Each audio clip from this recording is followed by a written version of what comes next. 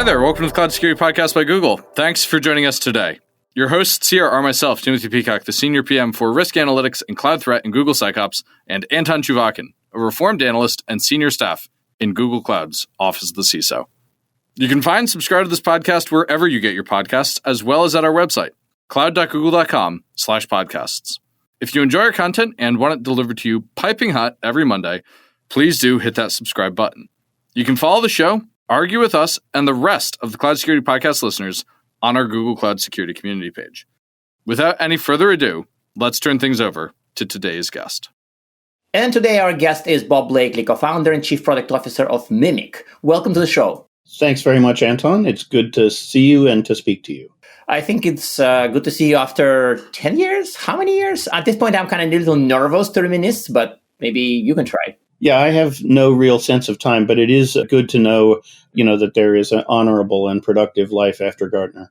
Yes. I mean, in your case specifically, you had a pretty stellar career after Gartner, and you're still having your pretty stellar career. So I guess people who are interested can look you up on LinkedIn, right? They can absolutely look me up on LinkedIn or even just Google, and it doesn't even matter if you spell my last name right. So actually, the whole spelling your name thing, I think I did try it 3 or 4 times, and one time fairly recently. So I'm embarrassed to admit that. So yes. And by the way, Google does work.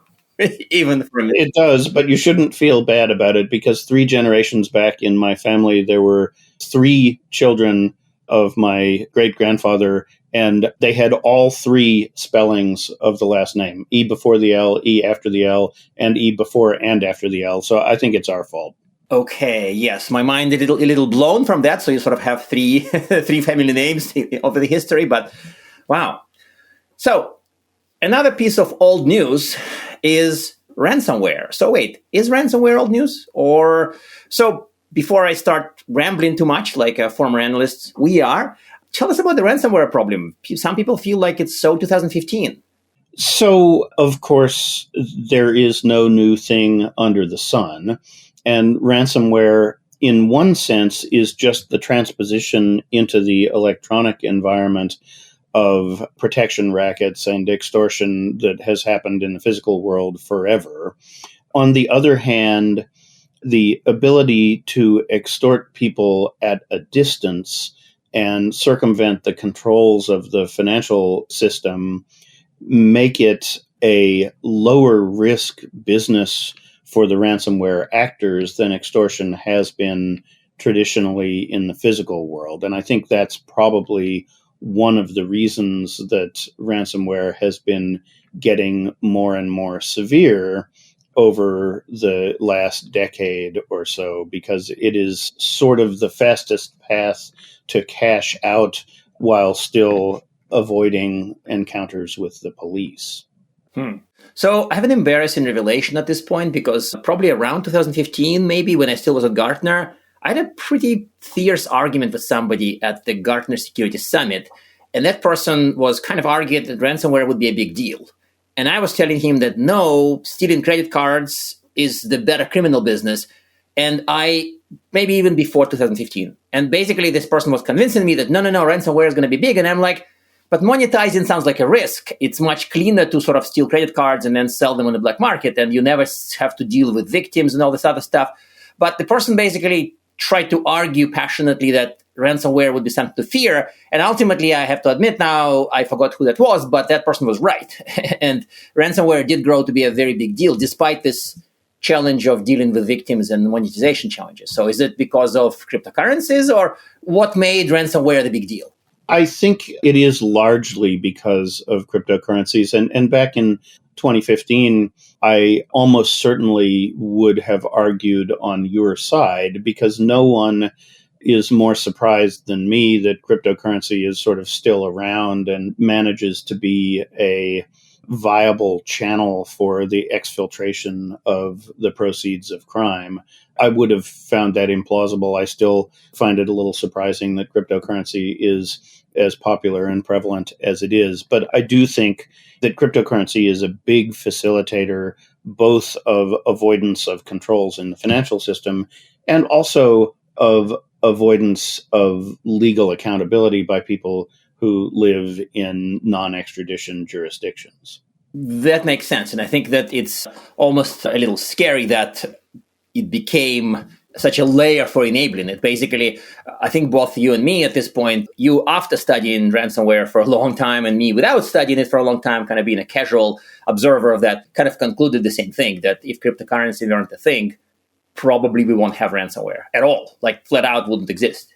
So it probably would still exist, but it wouldn't be nearly as prevalent a problem, I think. I think the friction in monetization would keep the problem much more under control if we didn't have essentially cross-jurisdictional cryptocurrencies. That makes sense. And I think that let's talk about the unique aspects of ransomware. To me, one thing that surprised me back in the day when I was asking other people about ransomware, there was this whole debate about is ransomware malware, because some people prefer to think of it as RansomOps when it's about the criminal group breaking in, doing stuff, and then, yes, using malware and other tools in the process. Because the motivation for this debate was that roughly several years ago, many anti-malware vendors claimed 99% detection rates for malware, but ransomware epidemic was just ramping up. So it sort of like made no sense to a lot of people. They claim, at least in tests, high rates of stopping malicious software, but then this one kind of malicious software became a big deal. And then somebody reset my brain a little bit by saying it's RansomOps, not ransomware. So what makes ransomware unique? And do you buy this whole RansomOps, ransomware, not malware thing? So I guess I'll give 3 answers to one question here. Perfect. That's perfect. That works really well. So the first is ransomware is not just malware. Mm-hmm. It's also RansomOps. Ransomware operators do sometimes use binary malware, which is specifically crafted for the ransomware operation. And in particular, that tends to be the piece of the ransomware operation which does the encryption and the exfiltration of the key. On the other hand, there are ransomware operations that don't encrypt files at all. They just exfiltrate data and extort you with disclosure extortion. Those frequently don't use any custom crafted tools. They frequently use tools that are already present on the system or tools that are created by legitimate commercial organizations for legitimate purposes, but can be repurposed to dual use by the ransomware operators. In terms of defenses and 99% detection accuracy, at a previous employer, I actually tested a bunch of those packages, and the 99% figure is largely accurate, right? So it really is true that modern anti-malware solutions discover the majority of the very large majority of malicious binaries on most systems if you just run them out of the box. But there are 2 issues with that. The first is that what happens after detection frequently requires essentially prioritization, disambiguation, and response by humans, right? So you get an alert in the SOC, and the SOC takes, 10 minutes or an hour or something like that to execute a full cycle response. And if you have ransomware that's trying to encrypt a system, it proceeds typically a lot faster than that, right? So the fastest ransomware will encrypt everything that it cares about on a target system within a couple of minutes. So if you have a single failure or if you have a single slow response, you still get hurt. And then the other issue is, essentially noise. And I'll come back to that later. But really, when you ask what makes ransomware a unique problem, what I would say is not that it's unique because it has, a different binary signature or it's harder to detect or anything like that. I would say that the thing that really differentiates ransomware from other kinds of malware is that it deliberately inflicts suffering and, real risks on just regular civilians, right? So people who are trying to fill up their cars at a gas station, or people who are trying to receive medical care at a hospital. And of course, that's part of the economic equation, right? The ransomware actor wants the victim to feel a great deal of urgency to pay, and to pay a lot. And one of the ways that they create that sense of urgency is to create a lot of, very real suffering on the part of people, who will be observed by the public. And I don't think there's really another kind of malware that does that. And that's one of the reasons, you're going to ask me later what made me personally want to get into this space. That's really my primary motivation, is that a lot of the things that we do in security are sort of technical countermeasures to technical threats, where the consequences are maybe not necessarily felt by people who aren't in the industry. This one really creates a lot of acute issues for people who are essentially just collateral damage. And it's hard to look at that as somebody, who, has technical capabilities to design countermeasures and not want to do something about it. Mm-hmm.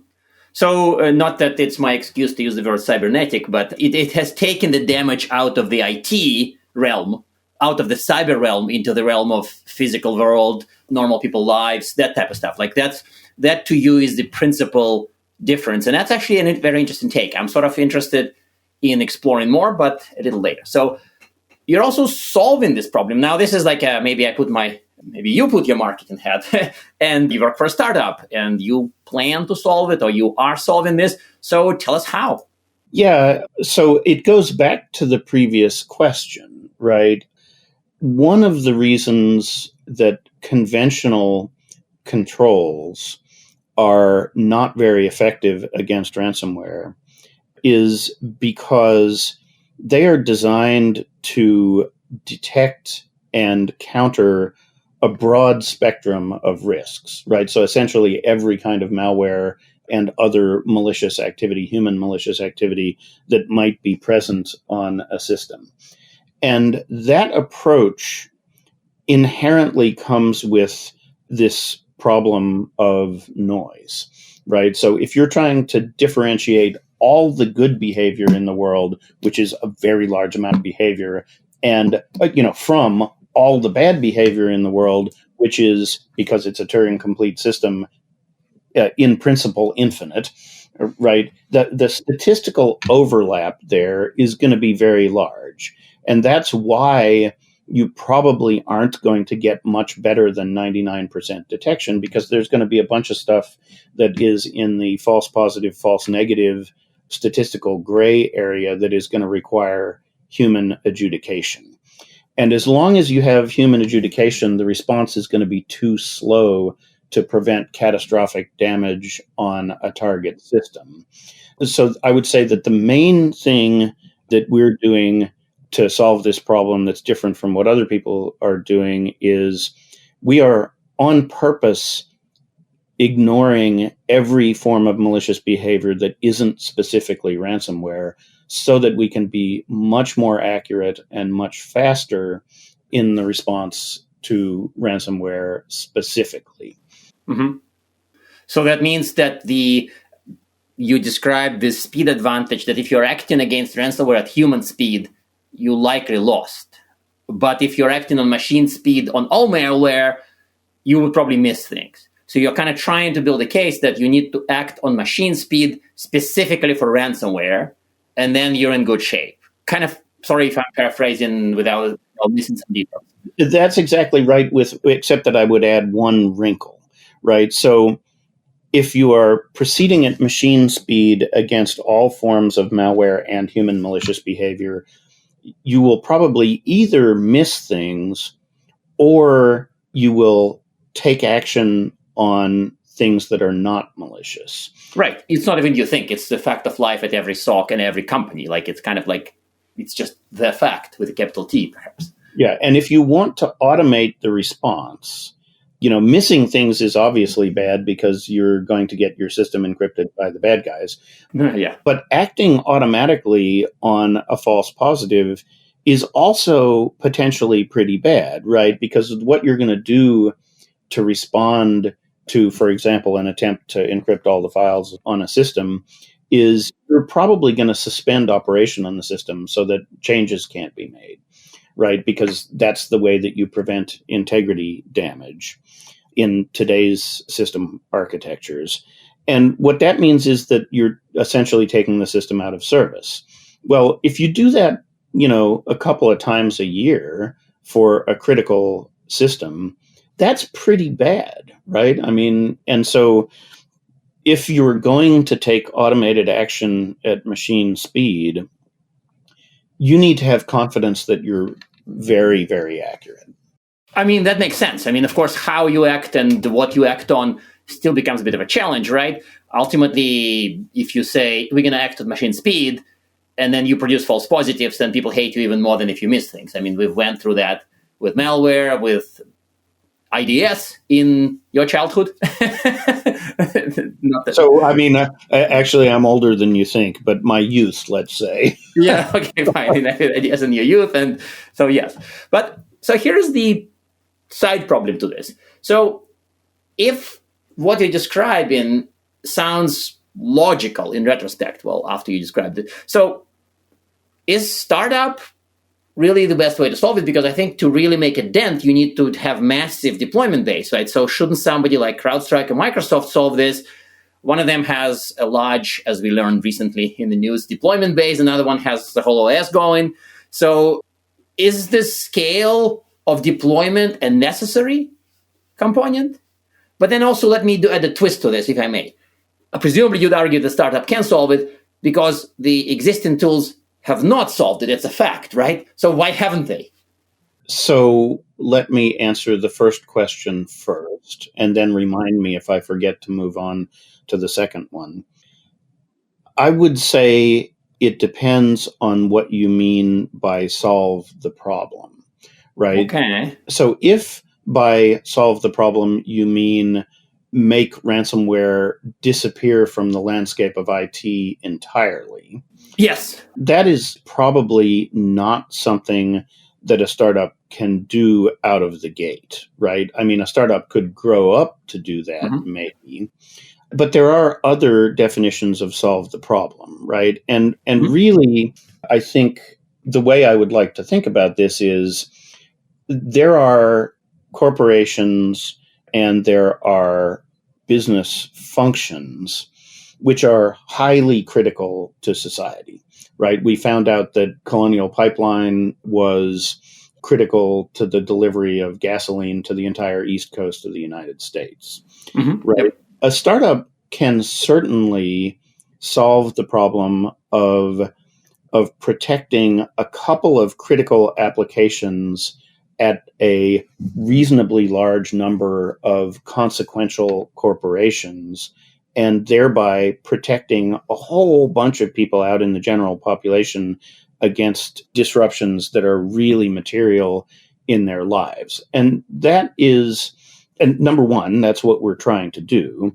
And number two, that is enough of a bite out of the problem, that it can give you a platform for addressing the long tail of exposure in other environments going forward. So I'm not going to say, that we're trying to eliminate ransomware from the face of the earth in the next years, right? What I am going to say is that we're going to build a capability to protect a designated set of critical applications against impairment.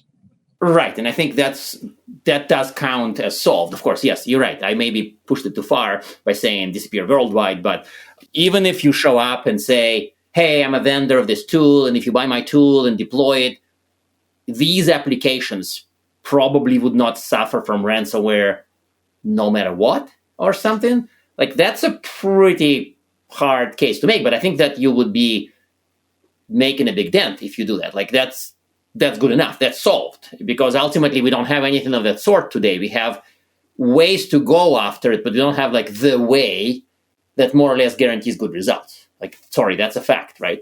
Well, I mean, I think, and again, maybe we'll return to this later, back in the 80s, there was a theory that we were going to develop systems which were demonstrably secure in the sense of a mathematical proof via high assurance evaluation. Rainbow Bull and stuff, right? Yeah. Rainbow series. Yeah. And we did not ultimately go down that path. So we are where we are in terms of the baseline integrity of the environment, and we have to operate in that environment. So the idea that we're going to completely eliminate a class of threats is not super plausible because it just, the economics of it are too daunting, right? But yes, the mode of operation of the security industry today is based on risk prioritization and risk management. And I think there's good evidence that ransomware is a very substantial risk to consequential corporations. And what we want to do is we want to turn it into an ordinary risk instead of a existential risk. That makes sense. And by the way, I love your point about eliminating classes of problems because I've used to challenge people with that question. And many years ago, somebody stood up and said, yes, I can, Anton, I have a threat factor, a threat, a sort of scenario that is completely solved. And I just froze in place. And he said, data theft by stealing typewriter ribbons. At which point I was like, you win. This is really solved. It probably is functionally solved. Although, tomorrow we will read that somebody in the basement of an intelligence agency was still using an old typewriter and it got stolen and therefore, something happened. Just because if you say something like this out into the ether, you always get a counterexample because the universe loves to laugh at us, right? Fair point, too. Yeah, that is a fair point.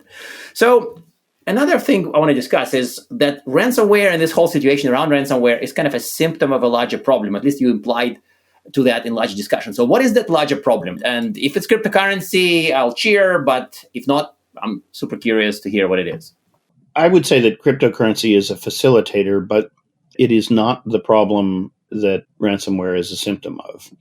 I think ransomware is a symptom of the fact that the security industry from the beginning, from the time of the Anderson report back in 1972, I think, got the priority order of confidentiality, integrity, and availability wrong. So the right order for those is that integrity should be the highest priority. Because if you can't guarantee the integrity of your defense mechanisms, then none of the other properties can, in principle, be achieved. So I would say that what we have signally failed to do as a security community over the last 50 years is to focus on integrity first, availability second, and confidentiality after the two of those are assured. Whoa, that's drastic. That would be almost like blowing everything up and starting from scratch. So, yes, that's right. I mean, so if you know a little bit about me, you know that for many years I have been advocating blowing everything up and starting from scratch. And I don't do that just because I enjoy explosions, right? Although I will plead guilty to that too. But I think it is pretty clear that the fundamental models, that we have built for securing a very complex world in which everybody is connected to everything are not keeping up with the threat environment. And so, reconsidering some of these foundational assumptions is probably warranted just on the basis of the difficulty that we're encountering operating the solutions that we have built. I think makes sense. And I think that while if we had another half an hour, I would probably ask you, well, you know what? I really do want to ask that. So we are both somewhat jaded and maybe a little cynical from doing this for quite some time. Maybe me more than you. I don't know. Maybe you more than me. Who knows? The point is that I'm trained to think that any solution that involves blowing things up and restarting is going to fail because of inertia. It's almost like when I left Gartner and I wrote my lessons from me being at Gartner for 8 years, my number one lesson was IT inertia is the strongest force in the universe. Like people will say, we're going to use Windows NT in 2024 or something. Like stuff from the past is still with us. So what would you say to that? Like if you say, well, we need to redo things, and you're like, stop. When you involve redoing rather than applying duct tape and Band-Aids, then it won't work. Against that, I would argue that you don't throw everything away and the next day wake up and start over. Instead, what you do is what Clayton Christensen suggests in his book, The Innovator's Dilemma, and you figure out what the right next model is, and you apply it to a particular limited problem scope which is ripe for disruption. And then you expand the deployment base of that new type of solution beyond that limited scope to other scopes until it eventually becomes the dominant model. So I think gradual explosion, but gradually kind of redo everything, but slowly. Yeah. So the future is here. It's just not evenly distributed yet, right? Okay, I would take that. I think it's the best counterexample to, if you're doing it won't work that I ever heard. So given limited time, what made you personally get into this space? You could have stuck to identity management. Sorry, Bob. This is like a comment I had to make, and now this is the perfect chance. So what motivated you to go and fix ransomware? So it's funny, identity management. So I guess I started working on identity management back at the time when I took over the chairmanship of the SAML committee. But by that time, I had already been working on security in commercial context for like 15 years. I started out doing communications protocol, cryptographic protocol security, operating system security for OS2 and AIX, designing secure operating system kernels, helping IBM run an Orange Book evaluation process for OS2. So in a sense, I'm coming back to a bunch of things that I did in my career before I ever got into identity management. And in terms of why work on this particular problem, I think it does go back to what I said earlier, right? That the problem really affects ordinary people in a way that other security problems that are experienced by big enterprises don't necessarily do. And I feel like at this point, I've been working on security for 48 years. I've learned a couple of things, along the way.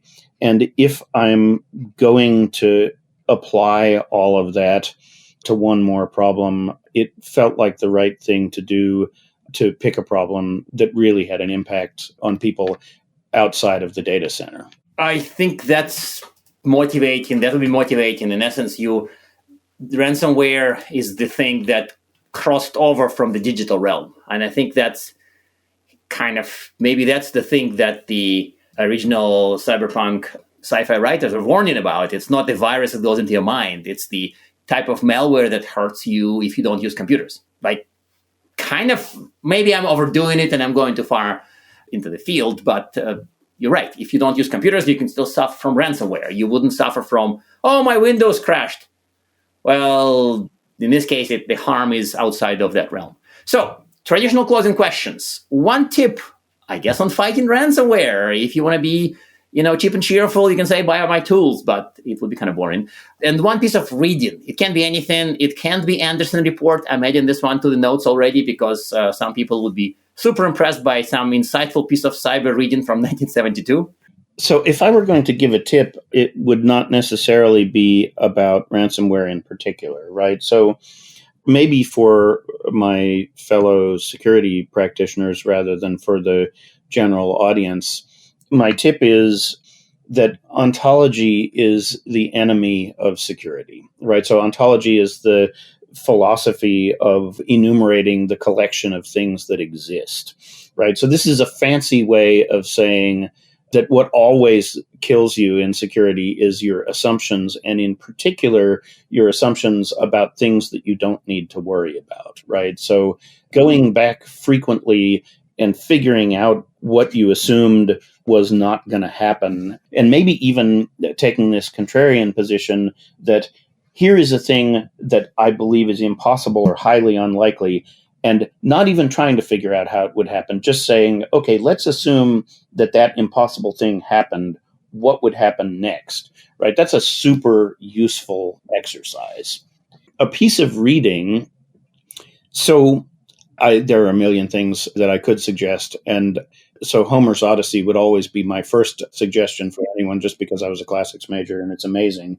But really, to stick sort of on the topic, the thing that I have read most recently that I thought was really informative was the root cause analysis that CrowdStrike published about their recent incident. And the reason that I recommend this is because people love to have reductionist reactions toward incidents and failures and what have you. The root cause analysis report there makes it really clear that this was a very, very complex failure cascade. There were 3 separate flaws that had to interact in exactly the right way for that outage to take place. And if people want to understand the complexity of a security system and all of the things that you have to get right to make sure that everything always functions correctly, it is really a very clear and interesting read. Perfect. Thank you very much for this. I really appreciate you being on the show. And of course, it was nice to see you after all those years. Absolutely. Great to see you again, Anton. And take care. I hope I will see you again sooner than the last interval.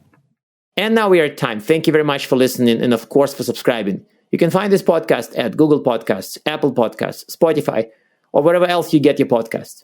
Also, you can find us at our website, cloud.withgoogle.com/cloudsecurity/podcast. Please subscribe so that you don't miss episodes. You can follow us on Twitter, twitter.com/cloudsecpodcast. Your hosts are also on Twitter at Anton_Chuvakin and _Team Peacock. Tweet at us, email us, argue with us, and if you like or hate what we hear, we can invite you to the next episode. See you on the next Cloud Security Podcast episode.